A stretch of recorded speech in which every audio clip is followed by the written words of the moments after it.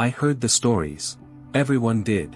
Whispers in the village about the old knight who vanished into the woods years ago, chasing after something no one ever spoke of in full. It was just a legend, a story to keep the children close and the elders quiet. That is, until the day I saw it with my own eyes. The sky had been overcast, thick clouds hanging low over the village. I was in the woods, just another day of collecting firewood. But this time, there was something different. I felt at the moment I stepped under the canopy of trees. A sharp chill. A whisper in the wind. And then I saw him. The knight. The man from the stories. But he wasn't dead. He wasn't a ghost. He was something else. My heart stopped as I stared at him, frozen in place. He was no older than the last time anyone had seen him, his armor gleaming despite the dirt and grime of the forest. His eyes were dark, like pits of endless depth. I could feel his gaze cutting through me, as though he had already seen my soul. "Why are you here?" I heard myself whisper, my voice barely audible against the rustling of the leaves. His lips barely moved, but the words that came out were clear. "I was cursed. Now, it's your turn." I wanted to run. To scream. But something held me in place. Maybe it was fear. Maybe it was something else, something deeper. All I knew was that the stories I'd heard growing up didn't do justice to the terror that stood before me now. He stepped forward, his armor creaking with each movement. "You shouldn't have followed me," he said, as if it were a warning. I wanted to ask who he was talking about, but the words died on my lips when he reached into his armor and pulled out a small, weathered scroll. "This is the reason I vanished," he said, holding the scroll up to the sky, as if calling forth something. "This is the curse." I stepped back, my mind racing. The scroll. What could it mean? The knight, the one who had disappeared all those years ago, was now here, in front of me, like a living ghost. And that scroll, what was it? "Tell me," I demanded, my voice shaky but loud. "Tell me what it is." He lowered the scroll, eyes locking with mine, and for a moment, I saw something in his gaze, something that made me take another step back. "You don't want to know," he said softly, almost regretfully. But I was beyond turning back now. "I need to know. Why did you disappear? Why did everyone think you were dead?" His hands clenched around the scroll, and I could see the strain in his face. The years had not been kind to him. "Because I found it," he said, his voice low, almost pained. "I found what was never meant to be found." I waited for him to continue, my heart hammering in my chest. The world around us seemed to hold its breath as the wind died down, leaving nothing but the sound of his voice. "I was told of a treasure," he began. "A treasure hidden deep within these woods. But it wasn't gold, nor jewels. It was a curse, something ancient, something powerful. I was foolish enough to search for it. I thought I could control it. But no one can." I couldn't speak. I could only listen. "I found the treasure. And it found me," he said with a hollow laugh. "Now, I carry it. The curse is mine to bear. And soon, it will be yours as well." I felt my blood run cold. "What do you mean? What will happen?" He stepped forward, his voice dropping to a whisper. "It takes the soul. Piece by piece. One moment, you're yourself. The next, you're lost. Just like me." I wanted to run. I wanted to get as far away from him as possible. But the forest was closing in around me, the trees pressing in as though they were alive. I felt trapped, suffocated by the weight of his words.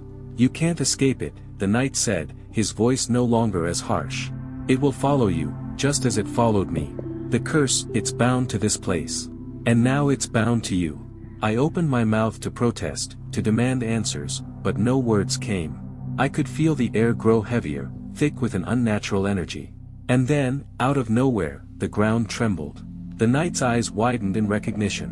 "It's here." Before I could even react, a dark shape rose from the ground, rising up like a shadow. It moved toward us, slow at first, then faster, as if the very earth itself was shaking in fear.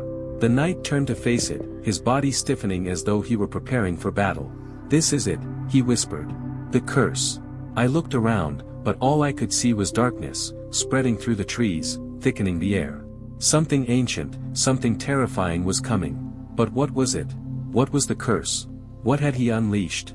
The knight stepped forward, his eyes never leaving the blackened shape. "You were never supposed to know," he said, his voice breaking. "But now, you must face it with me." And then everything went black. The world spun wildly, and I couldn't breathe. I felt weightless, as though I were falling. And then I hit the ground. When I opened my eyes, I was no longer in the woods. The village, the trees, the night, they were all gone. I was in a place that felt wrong. A dark, twisted mirror of the world I knew. Shadows crept along the ground, stretching like fingers reaching for me. The knight stood before me, his armor now tarnished and cracked. His eyes were wild, his face etched with pain. "Welcome to the curse," he said, his voice hollow. "Now you are part of it." This first part of the story sets the stage for a terrifying, high-stakes journey. It leaves the viewer with more questions than answers, drawing them in for what's to come next. The constant tension, unexpected events, and fast-paced drama will keep the audience hooked, ensuring they won't stop watching. I couldn't move. The world around me felt like it was closing in, suffocating me with every breath. My body was frozen, trapped in a nightmare that didn't make sense. The knight, no, the man, stood before me, his features now more monstrous than ever. His eyes were wild, empty. His armor was no longer the shining suit of a knight, but a rusted, broken shell. "This is it," he whispered, as though resigned to the fate he'd long accepted. "This is the world the curse has created. The one that calls to you." I opened my mouth, but no words came out. I wanted to scream, to run, but my legs refused to obey. My heart was pounding, racing against time, but nothing made sense. The woods, the village, my life, it was all a distant memory now. All that mattered was the man before me, and the terrible truth he had just revealed. "You have to understand," he said, his voice trembling. "You can never leave. Once you enter this place, you're bound to it. You'll live in its shadows, its darkness, until it consumes you." I wanted to say something, anything, but my throat was tight, choking on fear. It was as if I could feel the curse closing in around me, smothering me, pulling me down into the abyss. The man lifted his hand, his fingers curling around the air like he was gripping something invisible. "It took everything from me," he muttered. "My life, my soul, it's all in this place now. And soon, it will be yours too." I felt it then. A shiver down my spine, followed by an intense pressure on my chest. Something invisible was pushing against me, forcing the air from my lungs. Panic surged, and I gasped for breath. The knight, or whatever he had become, stepped closer, his eyes glowing with a faint, eerie light. He was no longer the man I had seen in the forest, but something else entirely. A shadow of his former self. "Something wrong. I was supposed to save you," he said, his voice thick with regret. "But now, you are here with me, trapped in the curse." "What do you mean?" I gasped, clutching at my throat, the weight of the air pressing down on me. "I didn't ask for this. I just wanted to go home." His laugh was cold, empty. "There's no home left to go to. Not in this world. Not anymore." The ground beneath me shifted. The air turned cold, biting into my skin like 1,000 needles. The trees around us twisted, their trunks contorting as though they were alive. Shadows danced in the corners of my vision. I couldn't look away. Something inside me screamed to run, but my body wouldn't obey. "You feel it now, don't you?" The knight's voice cut through my panic, calm and steady. "This place, it feeds on your fear, your desperation. And it grows stronger with every passing moment." I wanted to shout at him, to demand answers, but the words were stuck in my throat. My body was on fire with fear. This couldn't be real. This wasn't real. But the shadows closing in on me told a different story. I blinked, trying to clear the panic fogging my mind, and when I opened my eyes, the world had changed again. The twisted trees were gone, replaced by a jagged landscape of blackened stone. The sky was a sickly shade of red, and the air was thick with a heavy, oppressive weight. It felt as though the ground itself was watching me, judging me. "Where are we?" My voice cracked as I spoke, but the question felt hollow. I already knew the answer. "We're inside the curse now," the knight said, his voice barely a whisper. "And there's no way out. Not for you, not for anyone." I stepped back, my mind spinning. "What do you mean? How is this possible? I don't understand." "You're here because you were meant to be," he said, turning his back to me. "The curse, it chooses who it wants to take. And it wants you." I took another step back, my eyes scanning the desolate landscape around us. The knight's words echoed in my head. "No, I'm not part of this. I don't belong here." But the more I protested, the more the reality of this place seemed to sink into me. The ground trembled again, and I could feel the curse stirring, feeding off my every word, my every movement. "Don't fight it," the night said, turning to face me once more. "You'll only make it worse. This place, it doesn't care. It'll take you, piece by piece, until there's nothing left." My heart was pounding in my chest, and for the first time, I realized I wasn't just in some forgotten corner of the woods. I wasn't lost. I was in something that had been waiting for me, pulling me in with every step I took. The night seemed to sense my realization, his eyes locking onto mine with a knowing, pained look. "I tried to warn you," he said, his voice low. "But it's too late now. The curse never lets go."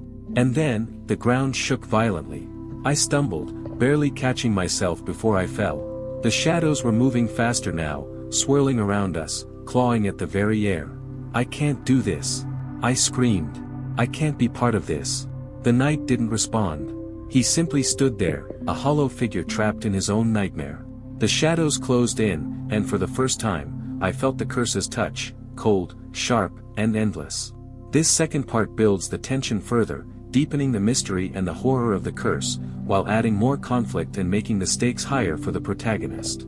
The night's fate, along with the protagonist's, grows darker and more entwined with the curse. Each part pushes the story closer to its inevitable, horrifying conclusion, keeping the reader hooked with every twist and turn. I had never believed in legends. But standing there, in the heart of this nightmare, with the shadows clawing at my skin, I knew there was no escape. No matter how much I struggled, how much I screamed, the curse was part of me now. It was inside me. And with each passing second, it was growing stronger. The night, the man I had once known, had become a shadow of himself. But I could see it in his eyes. The horror. The hopelessness. I wasn't just fighting for my life anymore, I was fighting for my soul. I looked at him one last time, the weight of his words pressing down on me. "You were always meant to be here," he whispered, his voice full of regret. "We all are. The curse doesn't just take, it binds. And there's no escape." His words echoed in the hollow silence. The shadows crept closer, wrapping themselves around me like a suffocating blanket. But then, something inside me snapped. No. I wasn't going to let this be my end. "You're wrong," I said, my voice louder than I had ever felt it. The curse wanted me to believe it had already won, but I refused to let it take me completely. "I may be here, but I'm not staying." The ground trembled beneath me. The shadows recoiled, as if they could feel the defiance in my words. The night's eyes widened. "You don't understand," he murmured. "This place, it takes everything. You'll forget." But I didn't listen. I didn't need to. With every ounce of strength left in me, I focused on the one thing that had been buried deep inside all this time, my will to live. The curse might have claimed everything else. But it hadn't claimed me. Not yet. Suddenly, the world shifted. The ground beneath my feet cracked, and the shadows writhed, as though they were no longer in control. My vision blurred, and for a moment, everything went black. But when I opened my eyes again, the landscape had changed. The night was gone. The curse, gone too. I stood there, on the edge of a vast cliff, staring at a new world, a world full of light, full of possibilities. The dark, twisted place that had consumed me for so long was no more. And I was free. But what had happened to the night? Had he truly been consumed by the curse, or was he out there somewhere, lost, waiting for someone to save him? I didn't know. But I knew one thing for sure. I had made it. And as I took the first step into the light, I knew that, for the first time in a long while, I had found what I had lost. Hope.